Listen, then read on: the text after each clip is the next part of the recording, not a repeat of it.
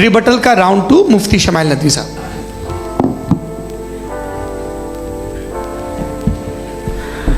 اصل میں جو حقیقی پرابلم ہے، اصل پرابلم ہے وہ یہ ہے کہ جاوید صاحب کے پاس کانسیپٹ آف گاڈ کلیئر نہیں ہے.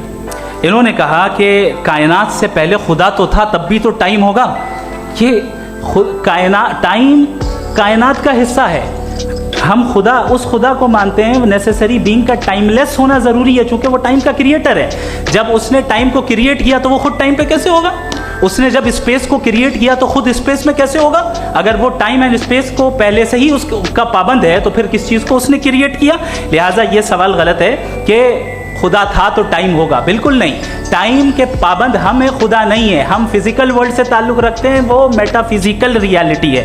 دوسری چیز انہوں نے مثال دی کہ چائے کی کیتلی ہوا میں گھوم رہی ہوگی، اور پتہ نہیں شاید وہ برٹن رسل کا انہوں نے حوالہ دیا. بہرحال یہی پرابلم ہے. پرابلم یہی ہے کہ ہم چیزوں کے درمیان ڈفرینشیٹ نہیں کر پاتے.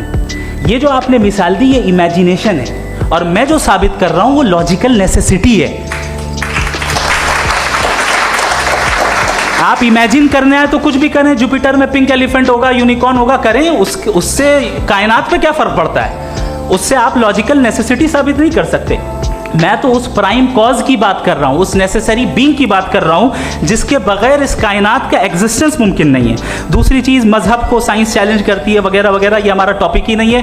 میں اس پہ بات کروں گا تو پھر میرا وقت چلا جائے گا. مذہب کے اوپر چونکہ ہماری ڈسکشن نہیں ہے. سائنس کو مذہب اور بالخصوص میں اور ہمارا ورلڈ ویو کم از کم سائنس کو پیچھے نہیں کرتا ہے، سائنٹزم کی مذمت کرتا ہے. اس کی وضاحت میں نے پہلے کر دی. دوسری چیز انہوں نے کہا ورلڈ کا نقشہ لیجئے، ورلڈ میپ لیجئے، تو الگ الگ جگہ کی. حضرت میں نے یہ ہوم ورک کیا تھا اور میں نے مڈل ایسٹ کا ایک نقشہ لیا اور یورپ کا ایک نقشہ لیا. یہ مذہبی علاقہ اور یہ لبرل اور ایتھیسٹ علاقہ. مجھے پتہ چلا کہ سب سے زیادہ ریپ کیسز جو ہیں وہاں پر ہیں.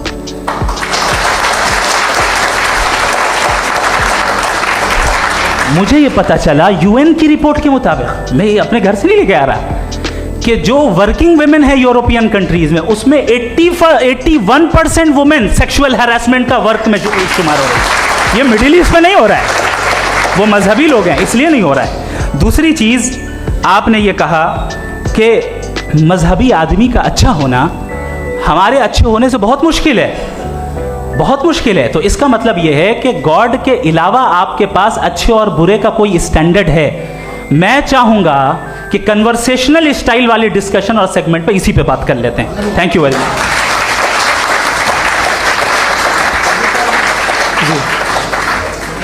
یہ ریبٹل کا راؤنڈ 2 ہے. آپ کے پاس 5 منٹ کا وقت ہے اور اس کے بعد کراس ایگزامینیشن شروع کریں گے. آپ چاہیں تو جو انہوں نے سوال پوچھے ان کے جواب آپ ریبٹل میں بھی دے سکتے ہیں.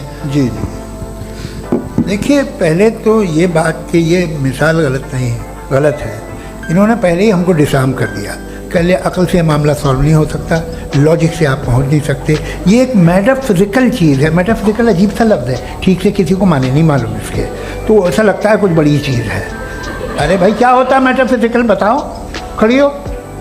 یہ ایک لفظ ہے جو کہیں بھی استعمال ہو جاتا ہے. جب آپ ایک بات کر رہے ہیں اور آپ مجھ سے بحث کر رہے ہیں تو مجھے میٹا فزیکل مت بتائیے. آپ لاجیکلی مجھے پروف کیے، اور اگر لاجیکلی آپ نہیں بات کرتے صاحب یہ میٹا فزیکل ہے، تو پھر ہم آپ بات کیا کر رہے ہیں؟ میرا آپ کا کس زبان میں کانورسیشن ہوگا؟ اور یہ کہنا کہ وقت پہلے نہیں تھا تو پھر کیوں کہتے ہیں یہ ہمیشہ سے اور ہمیشہ رہے گا؟ ہمیشہ وقت ہے تو آپ کیسے کہتے ہیں وہ ہمیشہ سے ہے اور ہمیشہ رہے گا؟ ہمیشہ کا مطلب ہے کوئی وقت. اگر وقت ہی نہیں ہے تو ہمیشہ کیسے؟ باہر وہ رہے گا. اب میں یہ دیکھتا ہوں، آپ نے کہا نا کہ وہاں ریپ زیادہ ہوتے ہیں، تو ہم ایک بات دیکھتے ہیں کہ دنیا جس پہ وہ قادر مطلق ہے، جس کی مرضی کے بغیر پتہ بھی نہیں ہلتا، اومنی پوٹنٹ ہے، یہ دنیا چل کیسے رہی ہے؟ اور اس دنیا کا حال کیا ہے؟ 45,000 بچے جو 10 سال کی عمر سے کم تھے وہ غزہ میں مرے. بھوک سے کالا ہانڈی میں بچے مرتے ہیں اور ڈپتھیریا سے مرتے ہیں. ڈپتھیریا عجیب مرض ہے، گلے میں جالی بننا شروع ہوتی ہے، بچہ نیلا ہو جاتا ہے، غریب کا بچہ، اس لیے کہ وہ فاصلہ آ گیا. یہ قادر مطلق ہے، جو چاہے کر دے. اس سے آپ دعائیں مانگتے ہیں ہماری یہ کام کر دے وہ کر دے، تو اس کا مطلب ڈے ٹو ڈے لائف میں وہ انٹرفیئر کرتا ہے اور یہ دیکھ رہا ہے وہ. اگر وہ واقعی بھی ہے فار ڈسکشن سیک، تو میں جب دنیا دیکھتا ہوں تو میرے دل میں اس کے لیے کوئی عزت نہیں پیدا ہوتی. یہ کیا کر رہے ہو تم پورے آل پاورفل ہو، اومنی پوٹنٹ ہو، اومنی پریزنٹ ہو. تم تو وہاں غزہ میں رہے ہوگے نا، تم ہر جگہ ہو. تم دیکھ رہے تھے کہ بچے کی کیسے دھجیاں اڑ رہی، تم دیکھ رہے تھے. اور تم چاہتے ہو میں تمہاری پرستش کروں گا، تم ہو بھی. ارے یار، اس سے اچھے تو ہمارے چیف پرائم منسٹر ہیں، کچھ تو خیال کرتے ہیں. آپ کس کی عبادت کر رہے ہیں؟ اگر وہ ہے بھی، یہ دنیا ناانصافی سے، ظلم سے، جبر سے، تشدد سے بھری ہوئی. اور آپ یہ مت کہیے گا کہ وہ دیکھ رہا ہے اور وہ بتائے گا ایک دن. اگر وہ دیکھ رہا ہے اور انٹرفیئر نہیں کرتا تو آپ دعا کیوں مانگتے؟ آپ کہتے ہیں میرا یہ کام کرا دے. اس کے مطلب ہے وہ دخل دے سکتا ہے، وہ آپ کو نوکری دلوا سکتا ہے، بھلے دوسرے آدمی کو نہ ملے، مگر آپ کا کام کر دے گا چونکہ آپ نے دعا مانگی ہے. تو جب وہ آپ کو نوکری دلا سکتا ہے، لڑکی کی شادی کر سکتا ہے، بیٹے کو گرین کارڈ دلوا سکتا ہے، تو کم سے کم یہ جو مر رہے ہیں بچے، ان کو روک دے، کچھ تو کر. مجھے تو دنیا میں اس دنیا کا کوئی مالک ہے، اس کا اومنی پوٹنٹ کوئی رولر ہے، اور یہ دنیا ایسی چل رہی ہے. میں تو چاہوں گا کہ بھائی نہ ہو، اگر ہو تو بڑی شرمندگی کی بات ہے. شکریہ.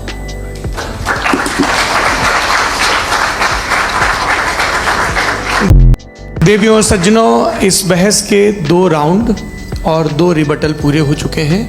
اب سب سے ضروری اور سب سے مشکل راؤنڈ شروع ہو رہا ہے، کراس ایگزامینیشن کا. اب ان ودوانوں کی سجنتا کی ایک پرکھ بھی ہوگی، اور وقت ہم نے 16 منٹ کا طے کیا ہے. مفتی صاحب، پہلا سوال آپ کا، 16 منٹ ہیں، ہم دونوں لوگوں کے سوال لیں گے. جی بہت شکریہ. آپ کی جو ابھی بات ہوئی بہت اہم تھی، میں اس کو چاہوں گا کہ آگے ڈسکس کروں، لیکن چونکہ ابھی یہ وہ سیگمنٹ ہے کراس ایگزامینیشن، تو سب سے پہلا سوال آپ سے یہ ہے کہ جو میں اتنی دیر سے کنٹینجنسی آرگیومنٹ آپ کو بتا رہا تھا، یہ عقل سے ہی بتا رہا تھا حضرت. آپ یہ بتائیں کہ آپ انفینٹ ریگریس آف کازز کو پاسبل مانتے ہیں یا نیسیسری بینگ کے ایگزسٹنس کو صحیح سمجھتے ہیں؟ چونکہ 2 ہی آپشن ہو سکتا ہے، آپ یہ بتائیں. دیکھیے، آپ کو میں ایمانداری سے بات کروں، ایک تو میں کانٹیجنسی ورڈ ٹھیک سے سمجھتا ہوں، اور اس وقت بھی جو آپ نے انگریزی کے الفاظ استعمال کیے وہ ذرا تھوڑے سے مجھے ڈیفیکلٹ اور کمپلیکیٹڈ لگے. تو آپ ذرا سمپل زبان میں سوال کر سکتے ہیں؟ بالکل کر سکتا ہوں. جی. یونیورس کی ہر چیز کانٹینجنٹ ہونے کا مطلب یہ ہے کہ وہ اپنے ایگزسٹنس میں کسی کے اوپر ڈیپینڈڈ ہے. جو بھی چیز ڈیپینڈڈ ہوگی وہ چیز انڈیپینڈنٹ نہیں ہو سکتی، تو اس کا کوئی نہ کوئی کاز ہوگا.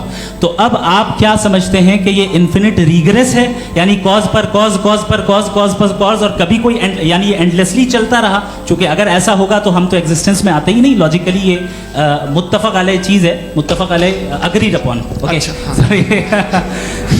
اس پہ ہم نے ایگری کیا تھا کہ مشکل شبد آئے گا تو ارتھ بتانا پڑے گا. تو انفینٹ ریگریس تو پاسبل نہیں ہے، تو کہیں نہ کہیں آپ کو رکنا پڑے گا ایسے نیسیسری بینگ پر. نہیں، کوئی ضرورت نہیں رکنے کی. کس نے کہا آپ رکنا پڑے گا؟ آپ رکتے ہیں خدا پہ، آپ نہیں رکتے. آپ کہتے ہیں وہ ہمیشہ سے، جب اس وقت سے جب وقت نہیں تھا.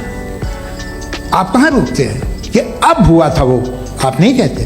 ہم کیوں نہیں مان سکتے کہ یونیورس جو ہے اور بلکہ ملٹی ورسز جو ہیں وہ ہمیشہ سے ہیں، وہ بنتی ہیں، بگڑتی ہیں.